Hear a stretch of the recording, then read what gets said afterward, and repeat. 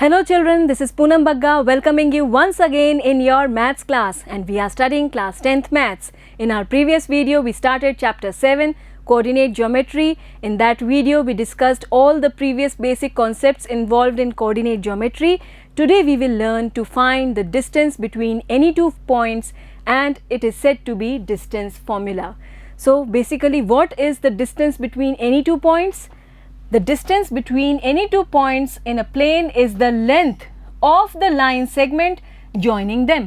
अगर हमारे पास दो पॉइंट्स हैं से A and B, और अब हम बात कर रहे हैं इन दोनों पॉइंट्स के बीच के डिस्टेंस की, तो वो हो गया length of the line segment joining these two points. And let us now discuss some cases related to this. Let us take one graph paper and take 2 points. एक पॉइंट हमने ये ले लिया और एक पॉइंट मान लीजिए ये ले लिया. अब इन दोनों पॉइंट्स के बीच में डिस्टेंस की बात कर रहे हैं, तो यहाँ आप देखेंगे इस पॉइंट के कोऑर्डिनेट्स क्या हो जाएंगे. एक्स एक्सिस पर है 1 तो हो गया इसका एक्स कोऑर्डिनेट, और वाई कोऑर्डिनेट इसका क्या होगा, बिल्कुल it will be equal to 0. So 1,0. इसी तरह से इसके कोऑर्डिनेट्स हो गए 4,0. यहाँ आप देख रहे हैं कि वाई कोऑर्डिनेट्स तो सेम है और एक्स कोऑर्डिनेट्स अलग अलग हैं. अब अगर हम इन दोनों पॉइंट्स के बीच के डिस्टेंस की बात करें तो वो क्या होगा, we will subtract the x coordinates. It will be this much, 4 - 1 = 3 units. और आप काउंट भी कर सकते हैं, it is 3 units, first, second and third. So 3 units is the distance between these two points lying along the x axis. इसी तरह से अगर हम एक्स एक्सिस से पैरेलल केस लें, मान लीजिए we take the point this point and से दिस पॉइंट. ठीक है, अब ये दोनों पॉइंट्स भी एक्स एक्सिस के पैरेलल हमें एक लाइन सेगमेंट दे रहे हैं मिलाने पर, और तब इनके बीच का डिस्टेंस कितना हो जाएगा. इसके कोऑर्डिनेट्स हो गए आपके 1,2 और ये हो गया 3,2. तो वाई कोऑर्डिनेट्स फिर से सेम है और एक्स कोऑर्डिनेट्स अलग अलग हैं, और हमें डिस्टेंस मिलेगा by subtracting the x coordinates. 3 - 1 = 2 units हो गया इन दोनों पॉइंट्स के बीच में डिस्टेंस. और आप काउंट कर सकते हैं फर्स्ट यूनिट और सेकेंड यूनिट, तो 2 यूनिट्स हो गया इनके बीच का डिस्टेंस. और ये डिस्टेंस हम कहते हैं हॉरिजॉन्टल डिस्टेंस, क्योंकि ये हॉरिजॉन्टल एक्सिस जो एक्स एक्सिस है उसके अलोंग है या उससे पैरेलल है. We take one more case. Let us now take the 2 points here as this one and this one. ठीक है, now let us write the coordinates. ये हो गए 0,1, क्योंकि अब हम वाई एक्सिस पर हैं तो वाई एक्सिस पर तो एब्सिसा 0 होता है, इसलिए 0,1. इसी तरह से इसके कोऑर्डिनेट्स हो गए 0,4. और अब आप देखेंगे एक्स कोऑर्डिनेट्स दोनों ही केस में सेम है, तो डिस्टेंस कैसे मिलेगा इन दोनों पॉइंट्स के बीच में. You will subtract the y coordinates. It will be 4 - 1 = 3 units. समझ में आ रही है आपको बात. ये देखिए 3 यूनिट्स, 1 2 3 यूनिट्स इनके बीच में डिस्टेंस हो गया. इसी तरह से अगर आप वाई एक्सिस से पैरेलल कोई केस लें, suppose we take this point and this point. Here again you will see the coordinates first -2 and then -2 and here -2, -5. अब आपको डिस्टेंस निकालना है, तो एक्स कोऑर्डिनेट तो दोनों ही केस में -2 है, सेम है.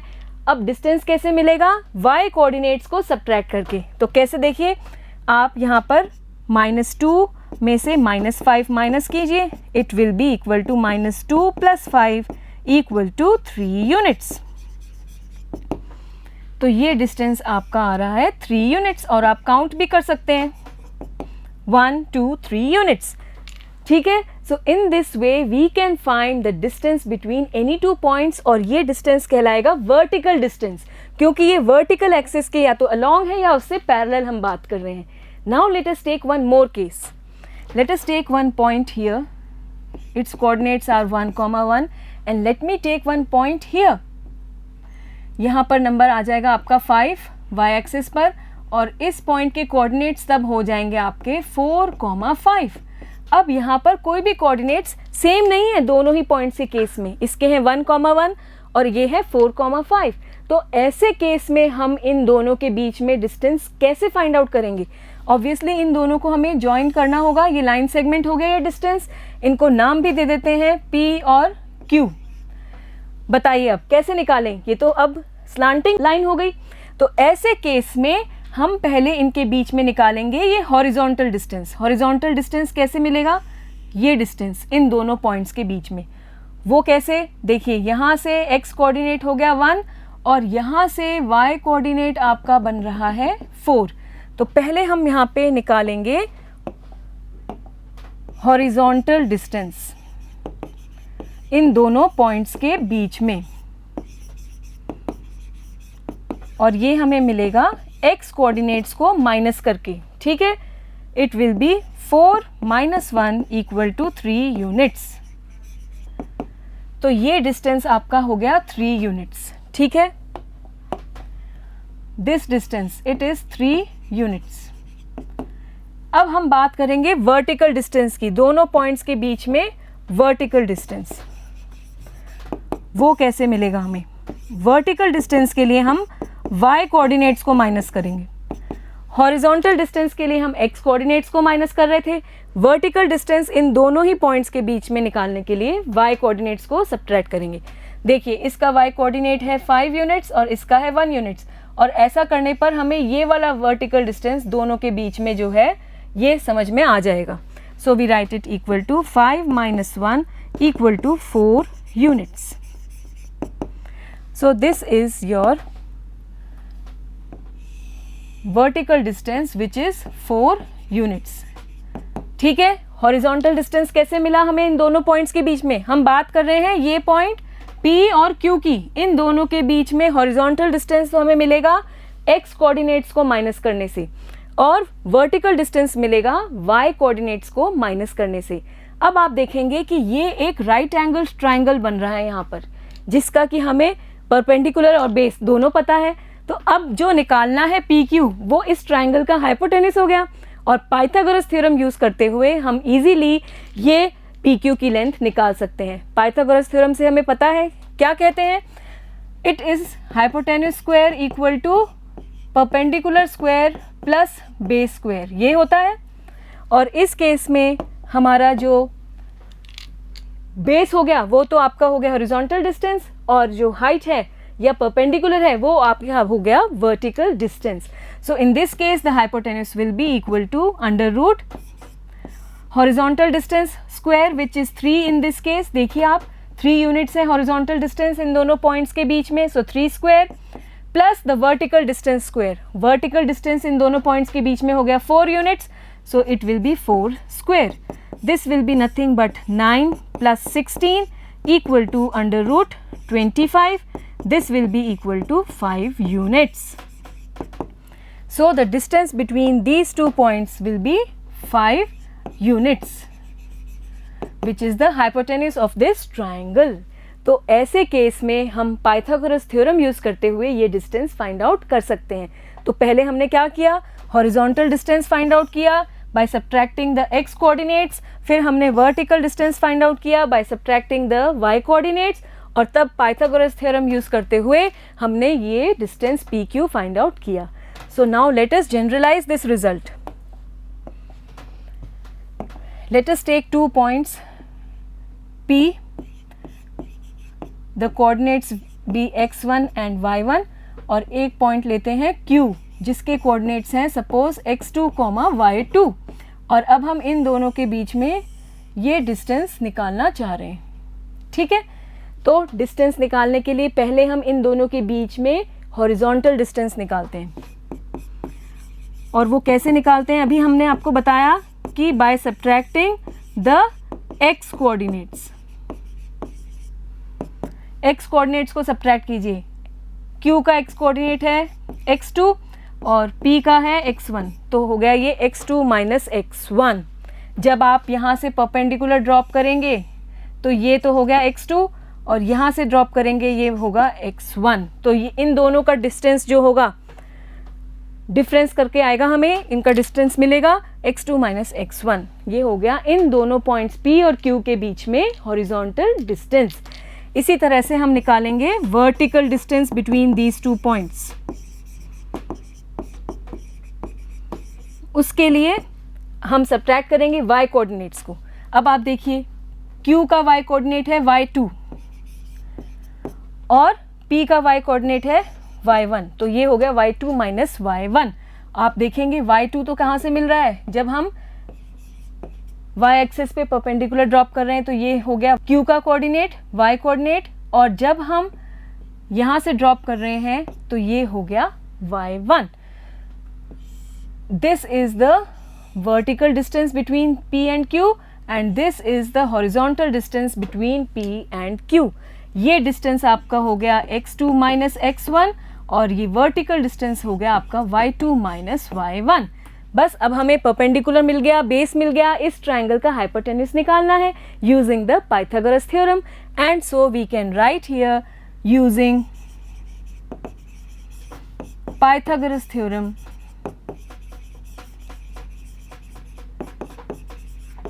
PQ will be equal to under root horizontal distance square plus vertical distance square. Horizontal distance we will get it as x2 minus x1 और इसका square plus vertical distance it is y2 minus y1 and its square. So in this way x2 minus x1 whole square plus y2 minus y1 whole square और फिर जब इसका square root करेंगे तो हमें ये हाइपोटेन्यूज पी क्यू या कह लीजिए दोनों पॉइंट्स पी और क्यू के बीच का डिस्टेंस पी क्यू इस तरह से हमें मिल जाएगा. और यहाँ से मिलता है हमें the distance formula. The distance between two points P whose coordinates are x1 y1 and q with coordinates x2 y2 is given by pq equal to under root x2 minus x1 whole square plus y2 minus y1 whole square. इसका मतलब पहले हम दोनों पॉइंट्स के x coordinates को minus करेंगे, उसका स्क्वायर करेंगे, y कोऑर्डिनेट्स का डिफरेंस फाइंड आउट करेंगे, उसका स्क्वायर करेंगे, ऐड अप करिए और स्क्वायर रूट निकाल लीजिए. This will give you the distance between any two points p and q with these coordinates. I hope it is clear. Next we have some more information. Distance of a point from the origin. Now let us draw two axes. ये हो गई हमारी first axis, ये हो गई second axis.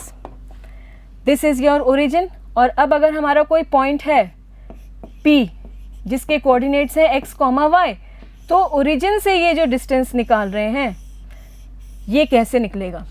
देखिए आप, if O is the origin and PXY is any point then we have the distance between these two points as OP given by under root x square plus y square. कैसे मिल रहा है, अगर हम यहाँ पर distance formula apply करें, origin के coordinates हमें पता है 0,0 होते हैं और जब हम डिस्टेंस फॉर्मूला अप्लाई करें तो क्या होता है, difference of the x coordinates, तो x minus 0 whole square plus difference of the y coordinates y और ये माइनस 0 होल स्क्वायर. अब आप ये सॉल्व करेंगे तो x माइनस 0 हो गया x and square, y minus 0 will be y and square. So this is nothing but this formula under root x square plus y square. तो किसी भी पॉइंट का अगर हम ओरिजिन से डिस्टेंस फाइंड आउट कर रहे हैं तो उसके लिए ये शॉर्टकट फॉर्मूला है under root x square plus y square, जहाँ पर पॉइंट के कोऑर्डिनेट्स हैं x, y. Okay.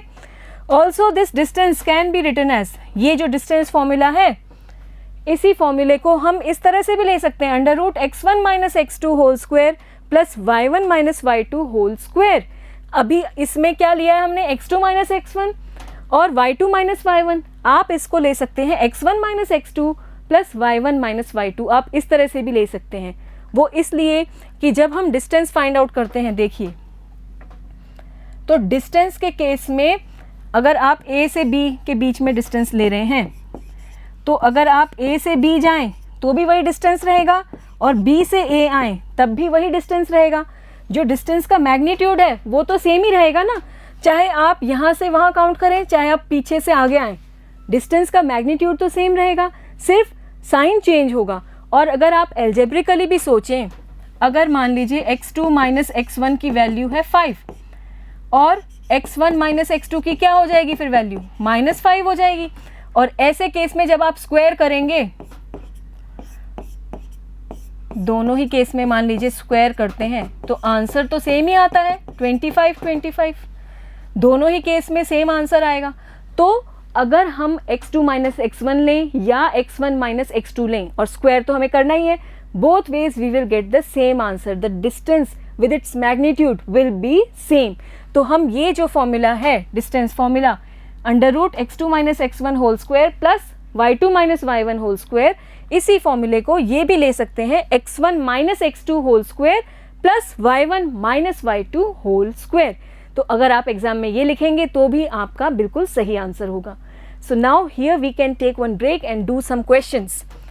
Try these questions. Find the distance between the points 4, 6 and 6, 8. ठीक है, let us write the required distance. अभी हमने distance formula डिस्कस किया है, उसी को यूज़ करते हुए ये distance find out करना है। फर्स्ट वाला कर रहे हैं हम, बताइए कैसे करेंगे। x2 माइनस x1, x वाले माइनस करने हैं। इसका x कोऑर्डिनेट हो गया 6, इसका x कोऑर्डिनेट हो गया 4, तो 6 minus 4 whole square. X x वाले माइनस करके फिर स्क्वायर करना है। अब वाई वाई वाले कोऑर्डिनेट्स माइनस करेंगे। ये हो गया 8 एंड देन 6, तो 8 minus 6 whole square. This will be under root 6 minus 4, ये कितना हो गया 2, and so 2 square. 8 minus 6, it is again 2, so 2 square. This will be under root 4, 2 square is 4, again 2 square is 4, so it will be under root 8। और square root of 8 ये कैसे मिलेगा हमें।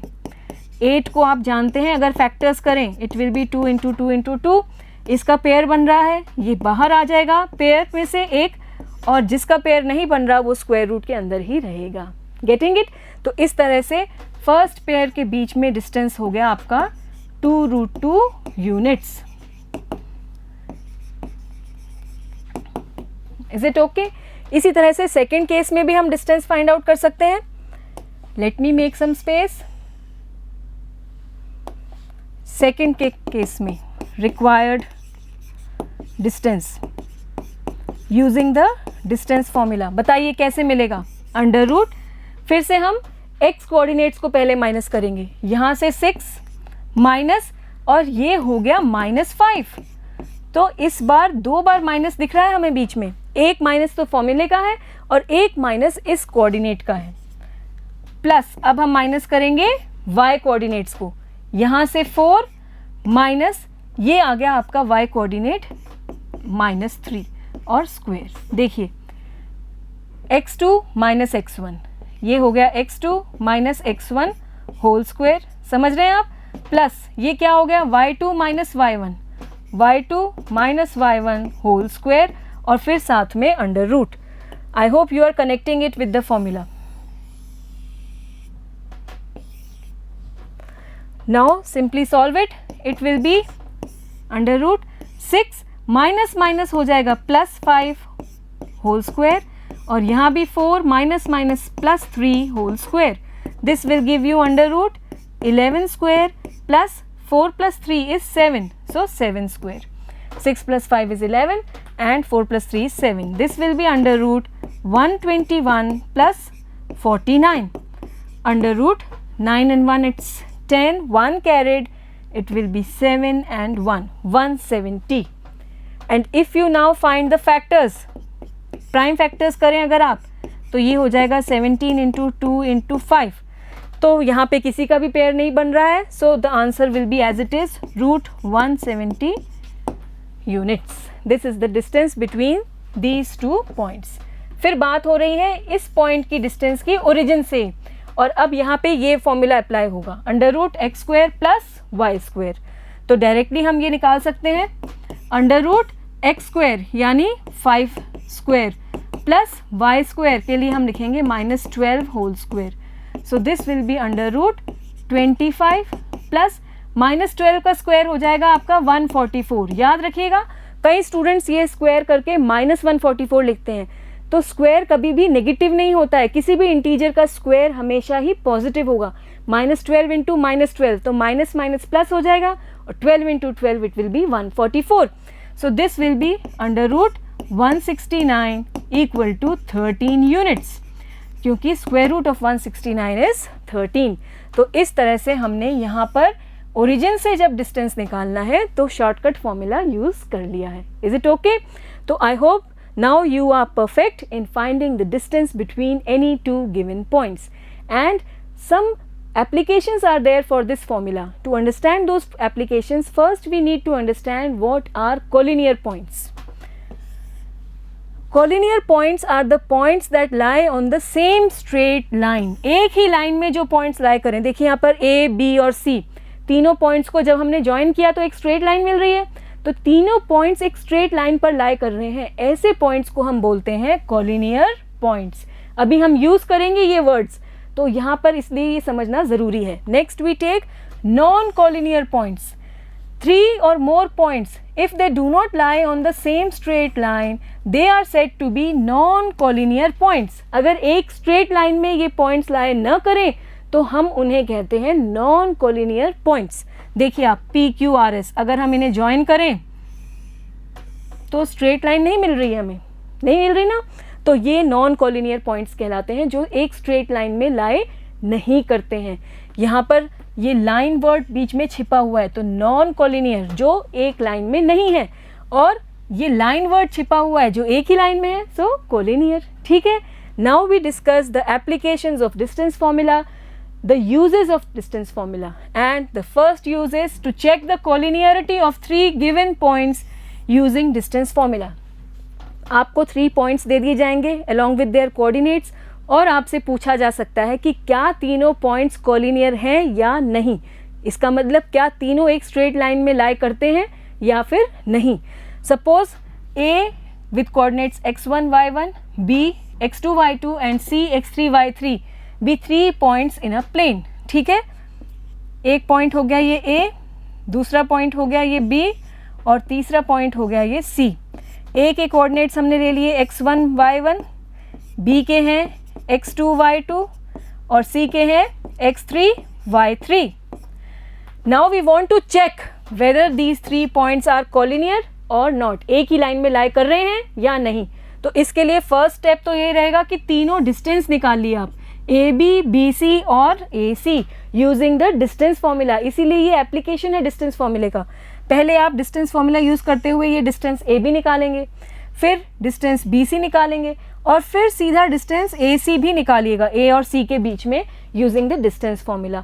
और तब अगर if the sum of 2 smaller distances is equal to the greater distance then the 3 points are said to be collinear. इस case में देखिए आप, अगर आप ए बी निकालते हैं और बी सी निकालते हैं, उन दोनों डिस्टेंसेस का सम मान लीजिए इक्वल टू आ रहा है ए सी के, दो छोटे डिस्टेंसेस का सम थर्ड बड़े डिस्टेंस के इक्वल आ रहा है, तब तो तीनों पॉइंट्स कोलिनियर होंगे। बिल्कुल देखिए, मान लीजिए ये आ रहा है आपका 3 यूनिट्स और ये मान लीजिए आ रहा है 2 यूनिट्स, तो AC कितना होना चाहिए 5 यूनिट्स। तो आपका ऑब्वियसली अगर AC 5 आ रहा है और ये 3 है ये 2 है, तो इसका मतलब ये कब होगा, जब तीनों एक स्ट्रेट लाइन में लाई करेंगे। तो जब भी दो छोटे डिस्टेंसेस का सम थर्ड बड़े डिस्टेंस के इक्वल आए, तब तीनों पॉइंट्स कोलिनियर कहलाएंगे। हम अभी जब क्वेश्चंस करेंगे नेक्स्ट वीडियो में तो आपको और भी ये क्लियर होगा। Next we take the second application to check the formation of a triangle when 3 points are given. मान लीजिए हमें 3 पॉइंट्स दिए हैं ए बी और सी, और कोऑर्डिनेट्स दिए हैं x1 y1, x2 y2, x3 y3। ये 3 कोऑर्डिनेट्स दिए हैं, 3 पॉइंट्स दिए हैं, और हमसे पूछ रहे हैं कि क्या ये तीनों पॉइंट्स मिलकर अगर हम इन्हें ज्वाइन करें तो एक ट्राइंगल मिलेगा, बनेगा या नहीं। To check the formation of a triangle, ठीक है, तो वो कैसे पता करेंगे, पहले हम वही डिस्टेंसेस निकालेंगे, ए बी, बी सी और ए सी, तीनों डिस्टेंसेस निकालेंगे, और तब ये तीनों पॉइंट्स एक ट्राइंगल बनाएंगे if the 3 points are non collinear. तीनों पॉइंट्स अगर नॉन कोलिनियर हो, कोलिनियर नहीं हो मतलब एक स्ट्रेट लाइन में लाई ना करें, तो ऑब्वियसली जब 3 पॉइंट्स एक स्ट्रेट लाइन में लाई करेंगे तो मिलाने पर तो ये ट्राइंगल नहीं बनेगा, और अगर एक स्ट्रेट लाइन में लाई नहीं करेंगे तो कैसे भी हो मिलाने पर एक ट्राइंगल तो मिलेगा ही हमें। So a triangle will be formed if the 3 points are non collinear. तो अगर हमारा दो डिस्टेंसेस का सम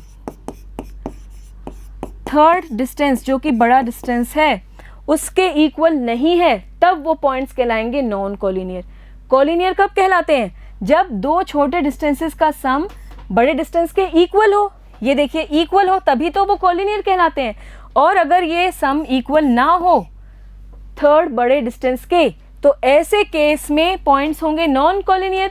एक स्ट्रेट लाइन में लाई नहीं करेंगे, और तब तो इजीली हम कह सकते हैं कि जब मिलाएंगे तीनों पॉइंट्स को तो एक ट्राइंगल बनेगा ही बनेगा। तो इस तरह से डिस्टेंस फॉर्मूले से पहले हमने तीनों डिस्टेंस निकाले और फिर पता कर लिया कि तीनों पॉइंट्स एक ट्राइंगल फॉर्म करेंगे या नहीं। या फिर आप देख सकते हैं कि if the sum of any two distances is greater than the third distance, equal नहीं है पर ग्रेटर है, तब भी हम कह सकते हैं कि ट्राइंगल बनेगा। ऑब्वियसली दो साइड्स का सम ट्राइंगल के केस में थर्ड साइड से बड़ा होता है। In a triangle every time the sum of two of its sides is greater than the third side. तो अगर दो डिस्टेंसेस का सम थर्ड डिस्टेंस से बड़ा आ रहा है तो ऑब्वियसली तब भी ट्राइंगल फॉर्म होगा। क्लियर? तो यहाँ पर हम चेक कर रहे हैं कि ट्राइंगल बनेगा भी या नहीं, और इन केस अगर ट्राइंगल कंस्ट्रक्ट हो रहा है या बन रहा है तब टाइप ऑफ ट्राइंगल भी हम बता सकते हैं। To identify the type of triangle, इसके लिए फिर से हम ए, बी और सी मान लीजिए 3 पॉइंट्स हैं प्लेन में, तो ये 3 डिस्टेंस निकालेंगे। पहले ए बी निकालेंगे, फिर बी सी और फिर A C. First the sides A B, B C and C A of the triangle, ये फाइंड आउट करेंगे हम।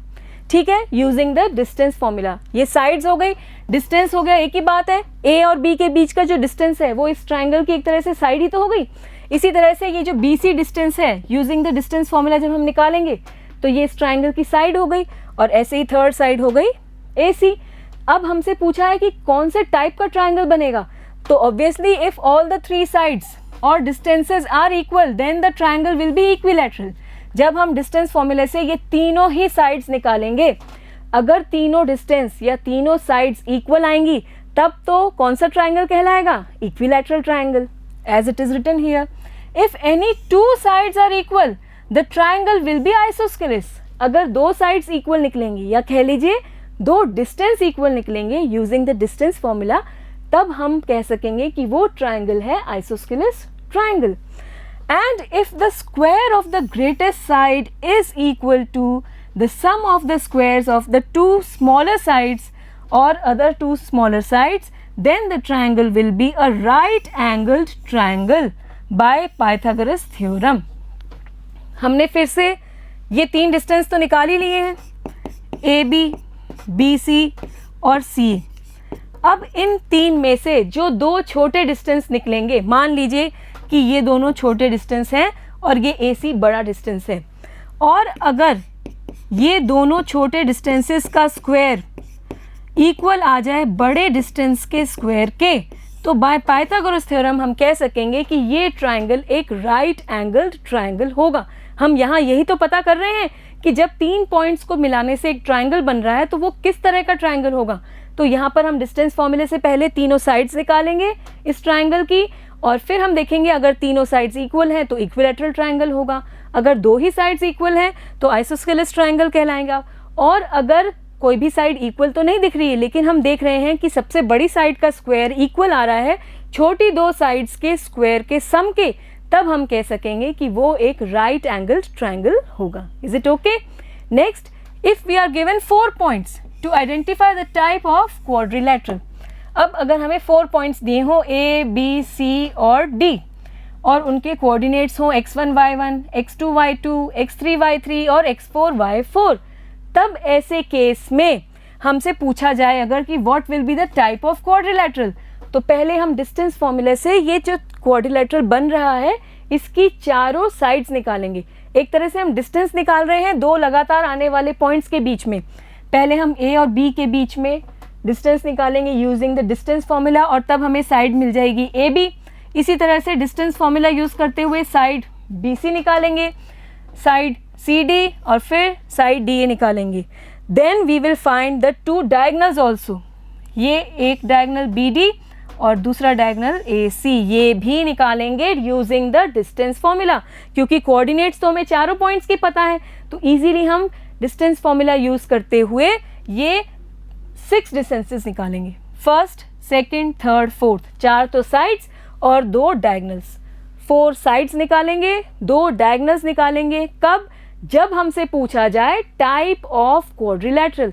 अभी आने वाले वीडियोस में हम ये क्वेश्चंस करेंगे, आपके एक्सरसाइजेज में ऐसे क्वेश्चंस हैं जहां हमें क्वाड्रिलैटरल को आइडेंटिफाई करना है, तो ध्यान रखिएगा। तब ऐसे केस में हम कितने डिस्टेंस निकालेंगे? 6 डिस्टेंसेस, 4 तो साइड्स और 2 diagonals. and then we will see if all the four sides are equal and both the diagonals are also equal, then the quadrilateral will be a square.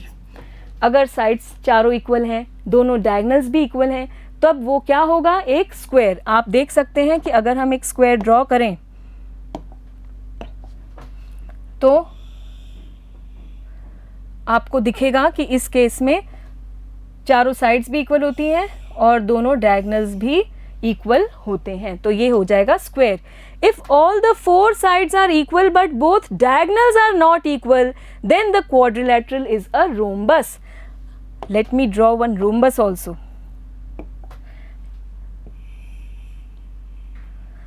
मान लीजिए कि अब चारों साइड्स तो equal हैं, लेकिन डायगनल देखिए, ये वाला डायगनल बड़ा है और ये डायगनल छोटा है.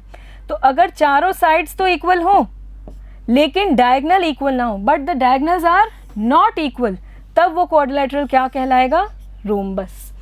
यहाँ पर चारों साइड्स भी इक्वल हैं और डायगनल्स अपने आप में दोनों इक्वल हैं, तब वो कहलाएगा स्क्वायर. ठीक है, समझ में आ रही है आपको बात. ये साइड्स कैसे मिल रही है हमें, by using the distance formula. हमें कोऑर्डिनेट्स तो चारों पॉइंट्स के पता ही हैं, डिस्टेंस फॉर्मूला यूज करते हुए हम ये सारी साइड्स निकालेंगे और फिर पता करेंगे कि इक्वल आ रही हैं या नहीं. इसी तरह से if the opposite sides are equal and the diagonals are equal, then the quadrilateral is a rectangle. देखिए, ये एक रेक्टेंगल का केस है. यहाँ आप देखेंगे कि ऑपोजिट साइड्स इक्वल आ रही हैं, ये दोनों ऑपोजिट साइड्स, ये दो ऑपोजिट साइड्स इक्वल आ रही हैं और डायगनल्स भी आप रेक्टेंगल के केस में देखेंगे कि इक्वल होते हैं. तब तो ये हो गया केस रेक्टेंगल का. हमने पहले ही निकाल चुके हैं कि चार साइड्स निकालेंगे और फिर हम दो डायगनल्स निकालेंगे. तो हम देख पा रहे हैं अगर दो साइड्स ऑपोजिट वाली इक्वल आएंगी, इधर से ये दो ऑपोजिट साइड्स इक्वल आएंगी और डायगनल्स इक्वल आएंगे, तब तो ये केस होगा रेक्टेंगल का. और अगर हमारी ऑपोजिट साइड्स इक्वल हैं लेकिन डायगनल्स इक्वल नहीं हैं, देखिए इस केस में this side is equal to this one, तो पेयर ऑफ ऑपोजिट साइड्स ये इक्वल हो गया. ये साइड इसके इक्वल आ रही है मान लीजिए, और डायगनल आप देखिए ये वाला थोड़ा लंबा है और ये छोटा है. तो ऐसे केस में जो क्वाड्रिलेटरल मिलेगा वो होगा पैरेललोग्राम, जहाँ पर ऑपोजिट साइड्स तो इक्वल होंगी पर डायगनल्स इक्वल नहीं होंगे. तो ये सभी एप्लीकेशंस हैं डिस्टेंस फॉर्मूला के. So today we discussed what is distance formula and how we can use it in our coming questions.